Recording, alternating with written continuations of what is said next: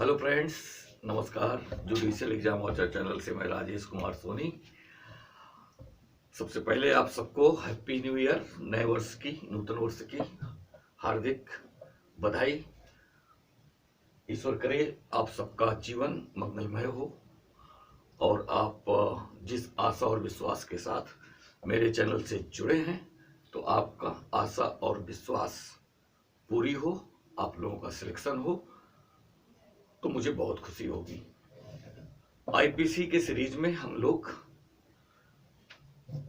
Section 81 से लगातार पढ़ रहे हैं और 81 से लगातार मैं वीडियो दे रहा हूं आप लोगों को। आज हम उसी सीरीज में जुडिशियल एग्जाम वॉचर चैनल का ये वीडियो है, law age to consent. Law age to consent, सहमति के संबंध में जो विधि है उससे रिलेटेड जो सेक्शन है वो सेक्शन 87 से लगा करके सेक्शन 92 तक है। वो हम सारे सेक्शन डिस्कस करेंगे, लेकिन एक ही वीडियो में ये सारे हो नहीं पाएंगे। अगर हम करते हैं तो वीडियो बहुत लंबा हो जाएगा, इसलिए हम इन सेक्शन को 2 पार्ट में, और अगर थोड़ा सा डिटेल ज्यादा हो गया तो 3 पार्ट में आपको मैं देने का प्रयास करूंगा। तो सेक्शन 87, 88, 89, 90, 91, 92 हम पढ़ेंगे। अभी हम जो सेक्शन डिस्कस करेंगे इनका थोड़ा सा ब्रीफ हम लोग देखेंगे। वो ये सेक्शन होंगे सेक्शन 87, 88 और 89। सेक्शन 87, 88, 89 लैटिन मैक्सिमम पर बेस्ड है और वो लैटिन मैक्सिम है volenti not fit injuria. Volenti not fit injuria इसका मतलब है यदि आपने सहमति से कोई जोखिम उठाया है, कोई क्षति उठाई है, तो उसके लिए आप सेकेंड पार्टी को लिटिगेट नहीं कर सकते, उसको उस पर क्लेम नहीं कर सकते। और इस वॉलेंटी नॉट फिट इंजूरिया को, चूंकि ये लैटिन है तो ये वर्ड्स लैटिन है, हम इसको सामान्य भाषा में कहेंगे to a willing person injury is not done. Willing person है, अगर उसने सहमति दे रखी है इस पर्सन ने, तो ये माना जाएगा कि इंजुरी उसको नहीं हुई है। इसी को हम डिटेल करेंगे तो हम इस लाइन को समझने का प्रयास करेंगे। इस लाइन का सीधा मतलब है कि if someone willingly places themself in a position, यदि कोई व्यक्ति अपने आप को ऐसी स्थिति में रखता है या डालता है जहां उसे पता है वेयर हार्म माइट रिजल्ट, जहां क्षति परिणामता हो सकती है। माइट वर्ड का यूज किया गया है, यहां पर ध्यान देंगे जब हम लोग सेक्शन 87 पढ़ेंगे। If someone willingly places themselves in a position where harm might result, knowing that, पता भी है उसे, knowing that some degree of harm, मतलब उसे ये पता है कि कुछ प्रकार की डिग्री, हार्म की डिग्री, क्षति की डिग्री, यानी कि किस लेवल की क्षति उसे हो सकती है पता है। तो knowing that some degree of harm might result, पता है कि लगभग इस तरह की क्षति परिणामता हो सकती है।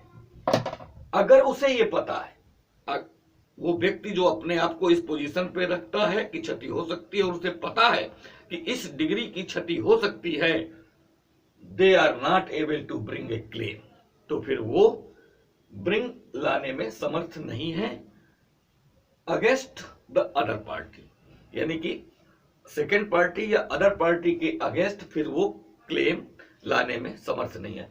वॉलेंटी नॉट फिट इंजूरिया को हमने इसलिए पढ़ा ताकि अगर ये चीज हमारे पास दिमाग में रहेगा, चूंकि ये बेस है, तो ये तीनों सेक्शन आप समझ पाएंगे। चूंकि ये तीनों सेक्शन का जो बेस है वो यही लाइन है।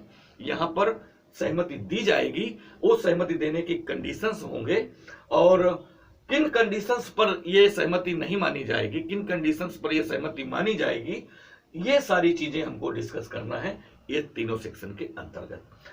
हालांकि बाकी भी सेक्शन सहमत से ही संबंधित है। यहां पर यह सहमति का अपवाद है, यहां पर सहमति का अभाव भी है तो भी सहमति मान ली जाएगी, और जो सेक्शन 90 है वो सारे सेक्शन को गवर्न करता है। तो इस तरह से हम लोग आगे चीजों को सेपरेट करके पढ़ेंगे, जिससे हमें ये सारे सेक्शन समझ में ही ना आए, बल्कि दिमाग में इस तरह बैठ जाए कि दोबारा भूले ही नहीं, इस तरह रट जाए। तो वॉलेंटी नॉट फिट इंजुरिया का जो भी मतलब है, जो भी आशय है, लाभ टाट में हम लोगों ने इसको पढ़ रखा है, बहुत अच्छी तरह से पढ़ रखा है, काफी लंबा है मामला ये, लेकिन यहां पर हमें समझने के लिए जो इसका लब्बो लुबाब है वो इतना ही है। तो अब हम देखते हैं सेक्शन 87। ये बात आप दिमाग में रखिएगा, सारे सेक्शन हम एक एक करके करेंगे। अभी हम 87 देखते हैं। चलिए, तो अब सेक्शन 87 आईपीसी का हम लोग देख रहे हैं, इसको समझ लेते हैं, क्योंकि सेक्शन 87, 88 और 89 कंसेंट से संबंधित है, सहमति की विधि से संबंधित है। हम सेक्शन 87 का हेड पढ़ करके ही समझ सकते हैं कि 87 में एक्चुअली किस टाइप का इंजेक्शन या बचाव दिया गया है। तो act not intended and not known, act not intended and not known to be likely to cause death or grievous hurt। तो आप इसको पहले पढ़े, एक्ट डन बाय कंसेंट, कोई कार्य जो सहमति के द्वारा किया जाता है या किया गया है, लेकिन वह कार्य नॉट इंटेंडेड होना चाहिए और ना ही उसको, and not known to be likely to cause death, और ना ही उसे ज्ञान होना चाहिए कि उससे डेथ कारित हो सकती है। तो ऐसा कोई कार्य जो आशयित नहीं है, इरादित नहीं है, और ना ही उस कार्य के संबंध में करने वाले को यह जानकारी है कि उससे मृत्यु होना संभावित है।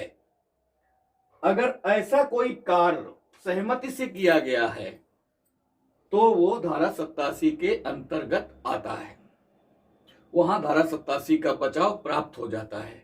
यानी कि डूअर के पास ना तो इंटेंशन होना चाहिए और ना ही उसे इस बात का ज्ञान होना चाहिए कि इस मेरे कार्य से मृत्यु होने की संभावना है, लाइकली टू कॉज डेथ। ये बात तो सिंपल सी समझ में आ गई। अब धारा 87 कहती है कि जो व्यक्ति सहमति देता है उसे क्षति नहीं होती, या ये माना जाएगा कि उसने सहमति दी है वो जोखिम उठाने का। तो अपने सहमति से जब उसने जोखिम उठाया है तो फिर वो सेकंड पार्टी के लिए लिटिगेट नहीं कर सकता। तो इसकी कुछ कंडीशंस हैं, सेक्शन 87 में कुछ कंडीशंस हैं। यदि वो कंडीशन पूरी होती हैं तभी धारा 87 आपको बचाव देगी, और वो कंडीशन जो हैं वो इसी हेड को ही फॉलो करती है। तो पहली बात तो ये कि कंसेंट देने के लिए हमारे पास 18 ईयर का एज है, बताया गया है। तो इस धारा 87 के अंतर्गत भी जो व्यक्ति कंसेंट देगा उसकी उम्र 18 वर्ष या उससे अधिक होना चाहिए। तो पहले हम लोग यहां से देखते हैं कि एक्ट ऑफेंस नहीं होगा। कौन सा एक्ट ऑफेंस नहीं होगा?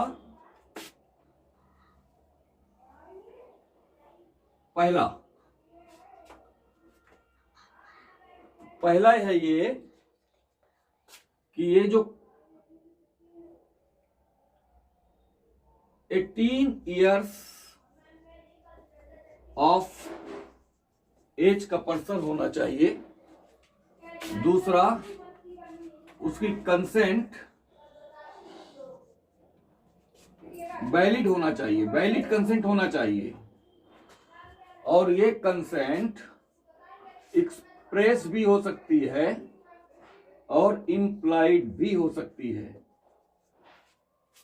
अभिव्यक्त भी हो सकती है, विउचित भी हो सकती है। ये यहां पर ध्यान रखने की बात है कि कंसेंट ऐसी ही होनी चाहिए, वैलिड होनी चाहिए। और कंसेंट के संबंध में जो विधि है, इसी आईपीसी की धारा 90 पढ़नी पड़ेगी उसके लिए।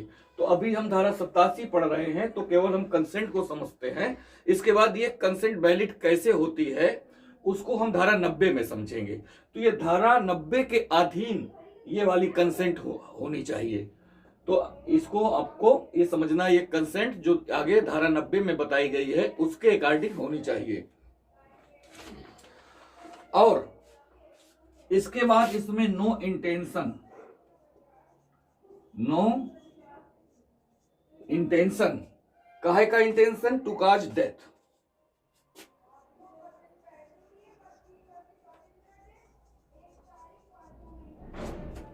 नो इंटेंशन, ये वाला जो एक्ट है वो ऐसा होना चाहिए जिससे ये पता चले कि वो इरादतन या आशयित नहीं किया गया है, वो हैपन हो गया है। तो act no intention to cause death और ग्रेवली असर्ट, ये भी, क्योंकि दो बातें यहां बताई गई हैं डेथ के लिए, टू कॉज डेथ और ग्रेवली असर्ट। तो इसका इंटेंशन नहीं होना चाहिए। हेड ही कहता है not intended and not known to be likely to cause death, तो ग्रीवी असर्ट।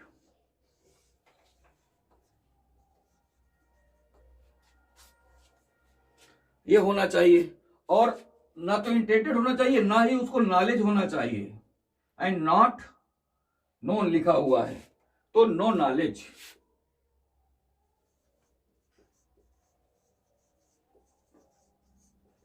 नो नॉलेज, जैसे नो इंटेंशन ऐसे ही नो नॉलेज। काहे का नॉलेज? यही टू कॉज डेथ और ग्रीवियस हर्ट। नो नॉलेज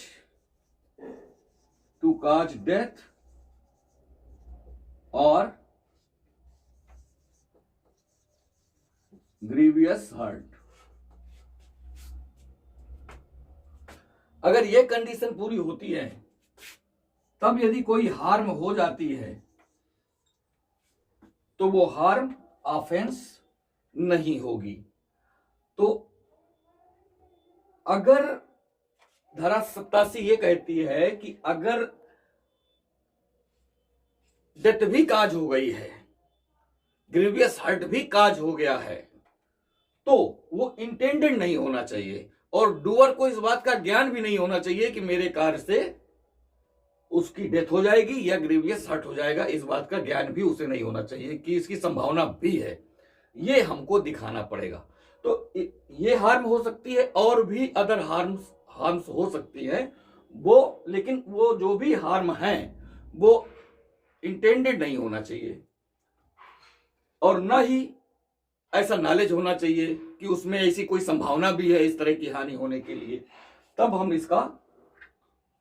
इसका बचाव ले सकते हैं, या ये बचाव उसी कंडीशन पे मिल सकता है जो कंडीशंस यहां पर धारा 87 के अंतर्गत बताई गई हैं।